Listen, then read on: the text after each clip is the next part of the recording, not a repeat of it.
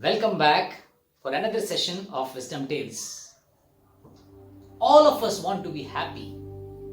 One research said that the single most important factor for any of us to be happy was to love and to be loved. And how do you love somebody? You express your love by serving another person. Some try to become happy by serving oneself, serving one's own selfish interests. Others serve the family to become happy.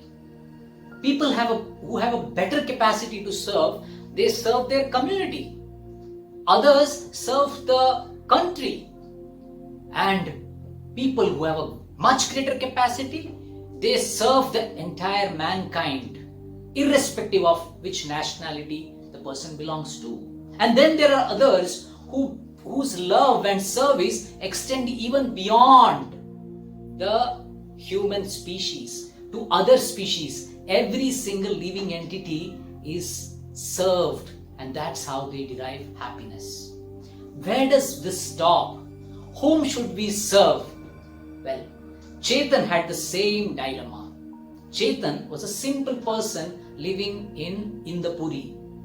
His only goal in life was to serve the greatest person in this world. He looked around and found that the sarpanch of his village was one person whom everyone respected and honored. He went to the sarpanch and said, "My dear sarpanch, please employ me in your service.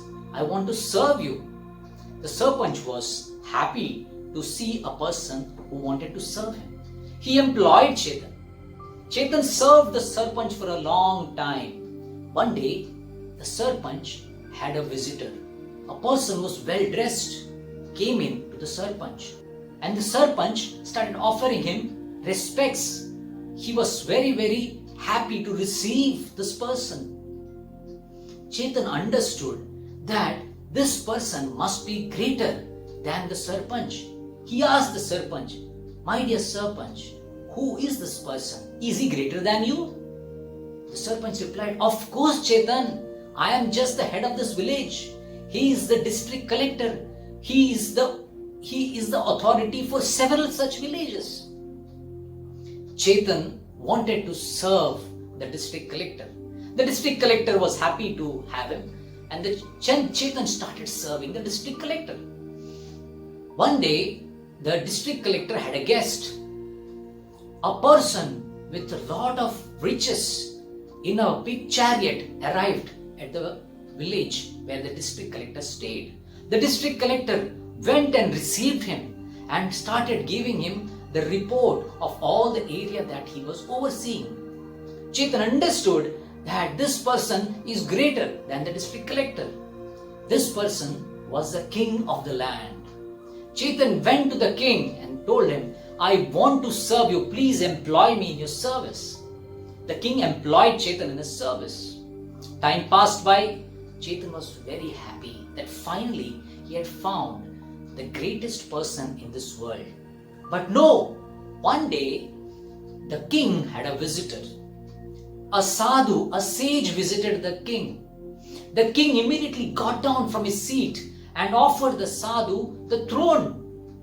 And he started worshipping him in the Vedic tradition by cleaning his feet and then offering him different things like cloth, the food, and serving him. Chetan was confused. Chetan approached this sadhu and asked him, "Oh my dear sadhu, are you the greatest person in this world?" The sadhu replied, "Of course not. I am not the greatest person in this world." "Then how is it that the king is offering you respects?" Chetan asked.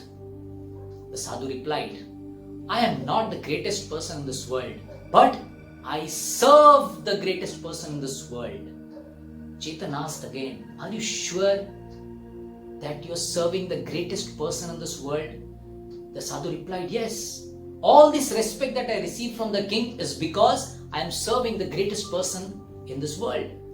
Chetan wanted to know who this person was. The sadhu replied, "Well, that person is Lord Krishna." Chetan asked him, "Where can I find him?"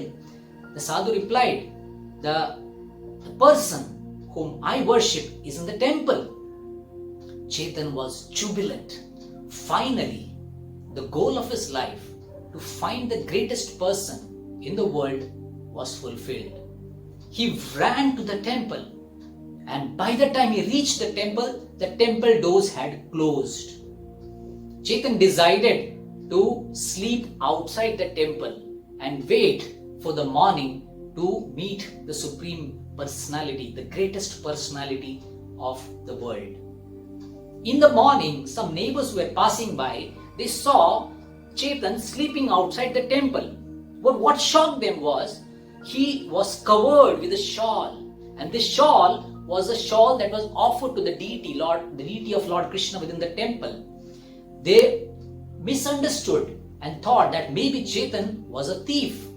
They woke him up and asked him, Chetan, who gave you this shawl? How did it come to you?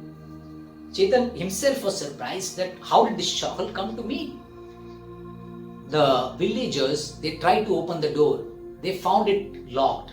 And that's when it dawned upon them and Chetan that it was none other than Lord Krishna who had offered his own shawl to Chetan. Chetan, who had just decided to serve the greatest person in the world, was already loved by the person whom he wanted to serve.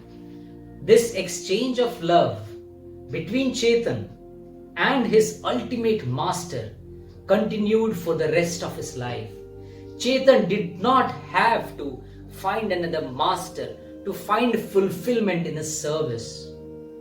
Hope you like this story. See you again for another session of Wisdom Tales. Thank you. Namaskar.